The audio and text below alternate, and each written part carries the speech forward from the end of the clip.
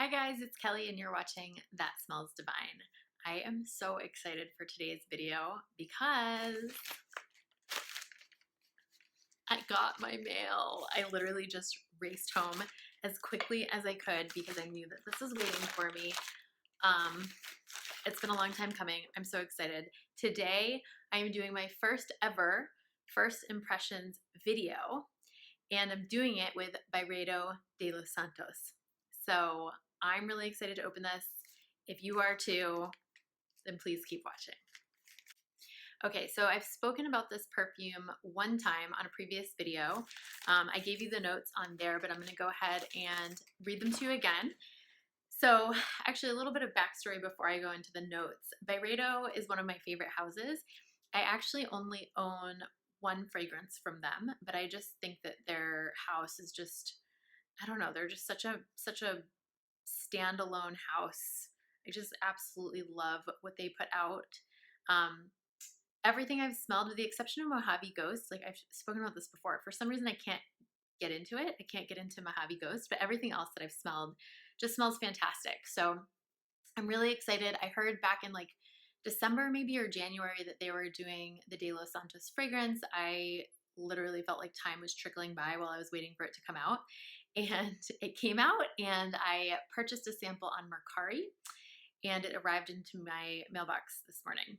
And I have been really excited about this fragrance because I really like the note composition. I'm also excited about it because it is supposed to sort of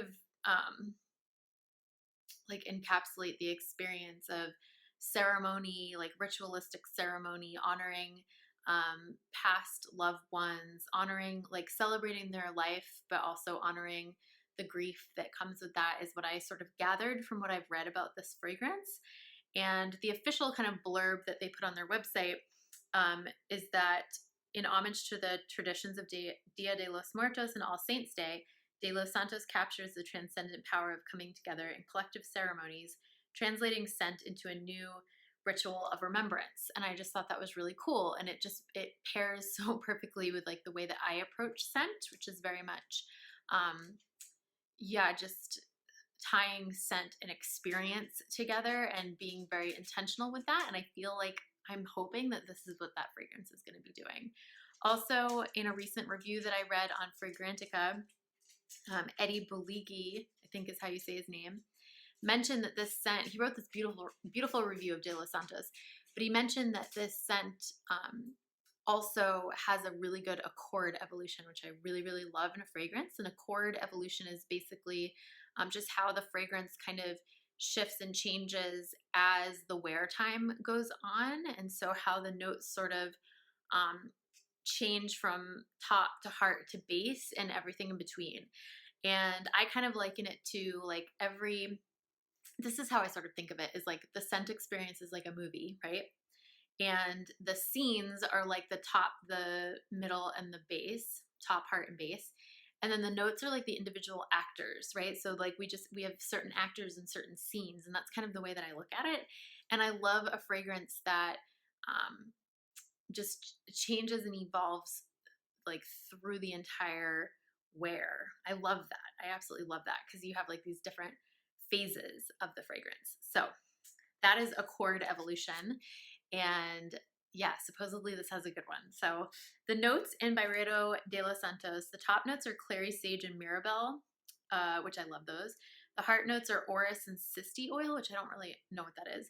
And then base notes of musk, ambroxan, and palo santo. I absolutely love palo santo. I'm really hoping that the palo santo is prominent in this because I absolutely love it. So what do I think that this fragrance is going to smell like? To me, I feel like I keep thinking back to, and I know it's not going to smell like this, but the vibe that I'm feeling like I'm going to get from it is from the same as Diez and Durga El Cosmico. Did any of you guys smell that when it came out? It was like a limited edition launch, I think. I don't know if you can get it anymore. And it was created sort of, there was a story around it, it has something to do with Marfa, Texas. I actually went to one of their launch parties here in Austin. They had a launch party at Hotel San Jose There was another brand there, I can't remember, but it was pretty cool. Like they had this great DJ. There was like if you've been to Hotel San Jose here in Austin, like in the bar part, there's like a really cute pool in the back. It's just like a really cool place to hang out and have cocktails outside. And yeah, they had like cans of rosé wine, like these giant cans of rosé. And it was a good night. We ended up like, we were at that party and then we ended up going out for sushi and it was super fun. And I really liked that scent. I actually still have a sample of it. But it was a very like grassy, dusty, like it was about Marfa. Like that's what I picture Marfa to smell like is El Cosmico. Yeah, very dusty, kind of like, I don't know, like not pine bush, but what's that? Pinyon pine kind of. It just had this very like grassy, earthy, dusty, almost herbal smell to it, which is in my head what De Los Santos is going to smell like. But I'm so excited. I've never done a first impressions. We're just going to open this. So this is my cute little box that I got. And let's see if I can open this really quick on camera. Okay, there's like 7,000 boxes here. The packages. It's a little damaged, but that's okay. Here's the sample. De Los Santos. The box is just a little smushed, but that's fine. We don't care about the box. Oh my gosh, I'm so excited. Are you guys ready? Oh, look. It's a beautiful little sample. Byredo De Los Santos. Can you see the writing? All right, let's go ahead and spray this. I'm going to spray on some paper first.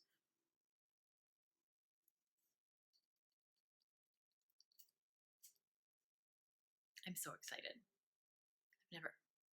Oh.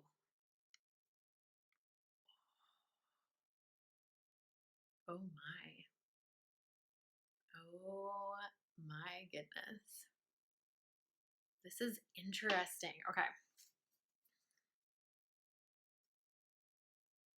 I don't even know how to explain what's happening here. So right off the top, it's like this really juicy, like definitely the Mirabelle, like full force from the top.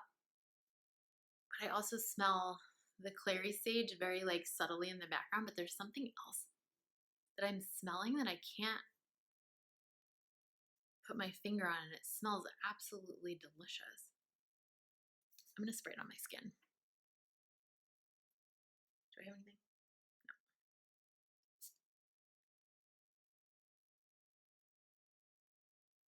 It's really like the plum is kind of intense up front. Like it's almost like sour. Like it's like not, it doesn't smell like prunes, but it's almost like that like hot, like in the like fruit that's been baking in the sun kind of smell. Like it smells almost kind of sour and overripe. And then the clary sage is like, it's right there. Interesting. I feel like it's kind of, okay, there's Ambroxan in here. Did I say? Yeah, there's Ambroxan.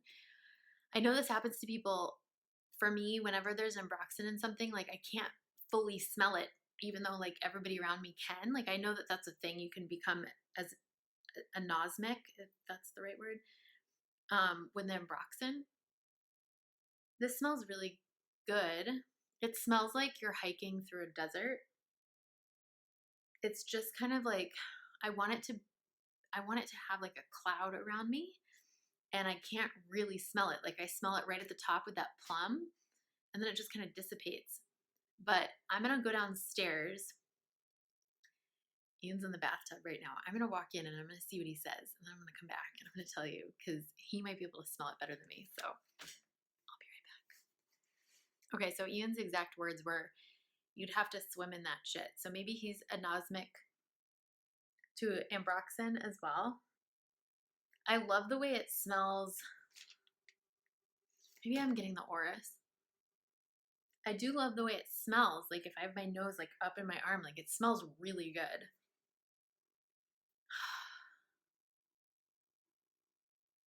But I'm like having to shove my nose into my arm. So I don't know. First impressions, I don't know. I love the way it smells, like I want it to envelop me though. Like I feel like it needs to be, I want like a cloud around me like it is with Balda Freak. Um, like I can definitely smell it. It's just, it's coming off as like a skin scent. It's just kind of evaporating. So I don't know. First impressions, the scent composition, I'm loving it when I put my nose directly into my arm. I can't get on board with the accord evolution of it because I can't even smell it enough to like recognize that. So yeah, I'm not sure. Maybe I'm dehydrated. Maybe my skin is too dry. I'm going to keep testing this out for sure because I'm very curious. It's not a miss. It's not a hit. It could be a hit. I got to give it a little bit more time. So, but when I can smell it, like it smells amazing, and I haven't smelled anything like this. So that's what I'm always looking for in a fragrance is like, is this unique? Does this stand out? Is this something that's like I don't have any impression of already from another fragrance? You know what I mean? Like I want like a new experience every time I try a perfume. So yes, I am getting that from this. Um, I need a cloud around me. So I don't know. I will come back to this. I will let you guys know. I'm going to throw this into my, oh, this is a good time actually to announce what I'm going to be doing moving forward. So I have like upwards of like 230 samples, fragrance samples, not including like the bottles that I own, like 230. I'm not even exaggerating because they're all in the spreadsheet. So I know how many I have. It's around 230. And I was like, I want to talk about all of these on my channel. Like, how am I going to do this? So what I've decided to do is to start a sample series where, because I do 2 videos a week right now, right? Mondays and Thursdays. And what I'd like to do is pick one of those days and I will sample 7 fragrances from my sample collection each of those days. And then I will let you know if they're full bottle worthy or not. Potential car accident in front of my house.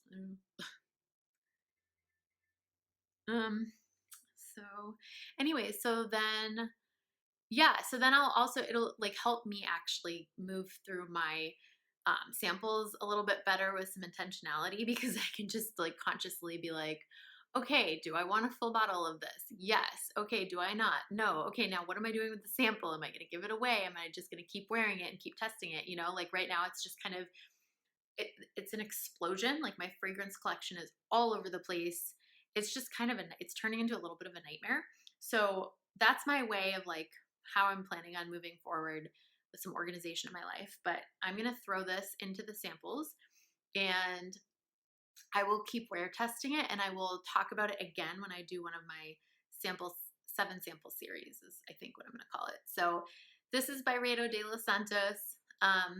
I don't really have a score for it yet. Like I said, I need to play around with this a little bit more, but let me know in the comments. Have you sampled this yet? What are your thoughts? Are you loving it? Do you have any suggestions as to how I can like maybe train my nose a little bit better if it's possible so that I can smell my fragrances more when they contain ambroxan?